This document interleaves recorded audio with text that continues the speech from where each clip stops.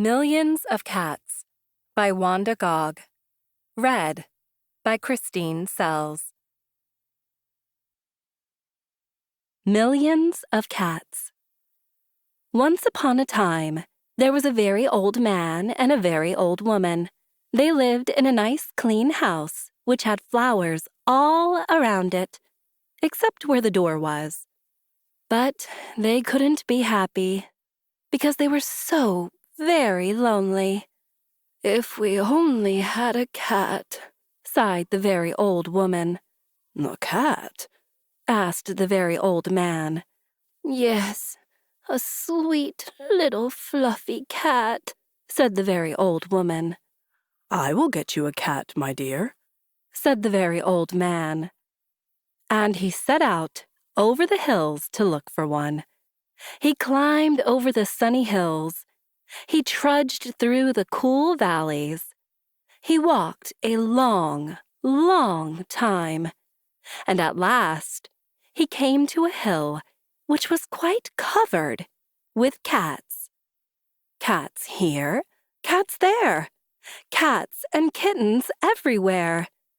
Hundreds of cats, thousands of cats, millions and billions and trillions of cats. "Oh," cried the old man joyfully. "Now I can choose the prettiest cat and take it home with me." So he chose one. It was white. But just as he was about to leave, he saw another one, all black and white, and it seemed just as pretty as the first. So he took this one also. But then he saw a fuzzy gray kitten, way over here, which was every bit as pretty as the others. So he took it too. And now he saw one way down in a corner, which he thought too lovely to leave. So he took this too. And just then, over here, the very old man found a kitten, which was black and very beautiful.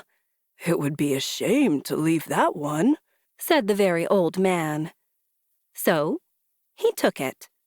And now, over there, he saw a cat which had brown and yellow stripes, like a baby tiger. "I simply must take it," cried the very old man. And he did. So it happened that every time the very old man looked up, he saw another cat which was so pretty he could not bear to leave it. And before he knew it, he had chosen them all. And so he went back over the sunny hills and down through the cool valleys to show all his pretty kittens to the very old woman. It was very funny to see those hundreds and thousands and millions and billions and trillions of cats following him. They came to a pond. "Meow, meow, we are thirsty," cried the hundreds of cats, thousands of cats, millions and billions and trillions of cats. "Well, here is a great deal of water," said the very old man. Each cat took a sip of water, and the pond was gone. "Mew, mew, now we are hungry," said the hundreds of cats, thousands of cats, millions and billions and trillions of cats. "There is much grass on the hills," said the very old man. Each cat ate a mouthful of grass, and not a blade was left. Pretty soon, the very old woman saw them coming. "My dear," she cried, "what are you doing? I asked for one little cat, and what do I see? Cats here, cats there, cats and kittens everywhere, hundreds of cats, thousands of cats, millions and billions and trillions of cats. But we can never feed them all," said the very old woman. "They will eat us out of house and home."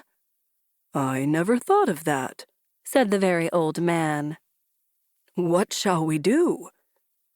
The very old woman thought for a while, and then she said, "I know. We will let the cats decide which one we should keep." "Oh, yes," said the very old man, and he called the cats. "Which one of you is the prettiest?" "I am." "I am." "No, I am." "No, I am the prettiest." "I am." "No, I am." "I am." "I am," cried the hundreds and thousands and millions and billions and trillions of voices. For each cat thought itself the prettiest, and they began to quarrel. They bit and scratched and clawed each other, and made such a great noise that the very old man and the very old woman ran into the house as fast as they could. They did not like such quarreling, but after a while the noise stopped, and the very old man and the very old woman peeped out of the window to see what had happened. They could not see a single cat. "I think they must have eaten each other all up," said the very old woman. "It's too bad." "But look," said the very old man, and he pointed to a bunch of high grass. In it sat one little frightened kitten. They went out and picked it up. It was thin and scraggly. "Poor little kitty," said the very old woman. "Dear little kitty," said the very old man. "How does it happen that you were not eaten up by all those hundreds and thousands and millions and billions and trillions of cats?" "Oh, I'm just a very homely little cat," said the little kitten. "So when you asked who was the prettiest, I didn't say anything, so nobody bothered about me." They took the kitten into the house, where the very old woman gave it a warm bath and brushed its fur until it was soft and shiny. Every day they gave it plenty of milk, and soon it grew nice and plump. "And it is a very pretty cat after all," said the very old woman. "It is the most beautiful cat in the whole world," said the very old man.